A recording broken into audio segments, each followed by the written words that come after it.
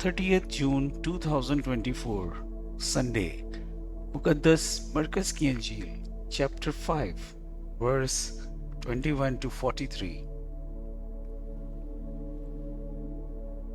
اور جب یسوع کشتی پر پھر پار آیا تو بڑا ہجوم اس کے پاس جمع ہو گیا، اور وہ جھیل کے کنارے تھا۔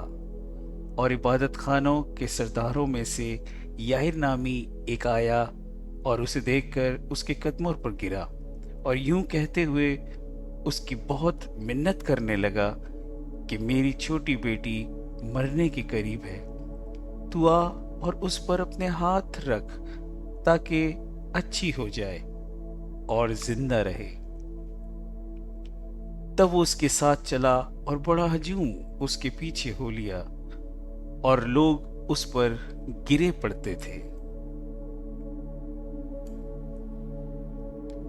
اور ایک عورت جس کا 12 برس سے خون جاری تھا، اور جس نے کئی طبیبوں سے بڑی تکلیف اٹھا کر اور اپنا سب مال خرچ کر کے کچھ فائدہ حاصل نہ کیا تھا، بلکہ بدتر ہو گئی تھی، یسوع کی خبر سن کر ہجوم اس کے پیچھے سے آئی اور اس کی پوشاک کو چھوا،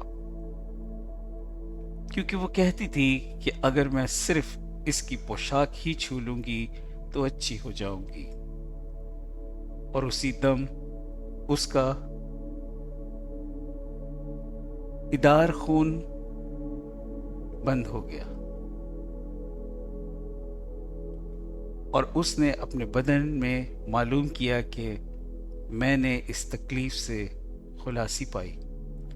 تب یسوع نے فوراً خود جان کر کہ مجھ میں سے قوت نکلی، ہجوم کی طرف پھر کر کہا، میرے کپڑوں کو کس نے چھوا؟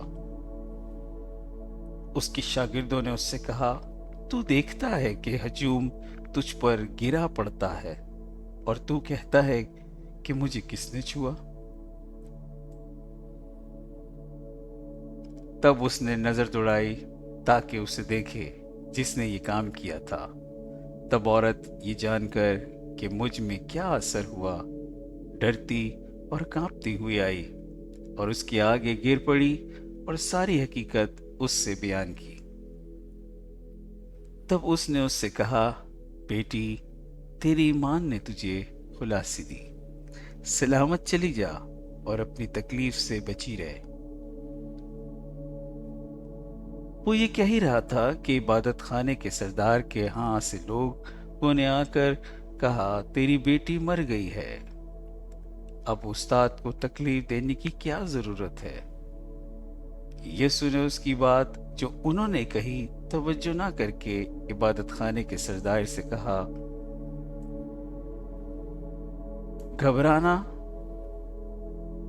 نہ بلکہ اعتقاد رکھ۔ اور اس نے سوائے پطرس اور یعقوب کے بھائی یوحنا کہ کسی کو اپنے ساتھ آنے نہ دیا، اور وہ عبادت خانے کے سردار کے گھر میں آئے اور اس سے شور و غل ہوتے بہت رونا پٹنا دیکھا، اور اندر جا کر ان سے کہا، تم کیوں غل کرتے ہو اور روتے؟ لڑکی مر نہیں گئی بلکہ سوتی ہے۔ وہ اس پر ہنسنے لگے، لیکن سب کو باہر نکال کر لڑکی کی ماں باپ کو اپنے ساتھ لے کر جہاں لڑکی پڑی تھی اندر گیا، اور لڑکی کا ہاتھ پکڑ کے اس سے کہا، تلیتا قومی، جس کا ترجمہ ہے، اے لڑکی، میں تجھ سے کہتا ہوں، اٹھ۔ لڑکی فوراً اٹھی اور چلنے پھرنے لگی، کیونکہ وہ 12 برس کی تھی۔ تب لوگ نہایت ہی حیران ہوئے، اور پھر اس نے انہیں بڑی تاکید سے حکم دیا کہ یہ کوئی نہ جانے، اور فرمایا کہ اسے کچھ کھانے کو دیا جائے۔ پاک کلام کا پڑھا اور سنا جانا آپ سب کے لیے باعث برکت ہو، آمین۔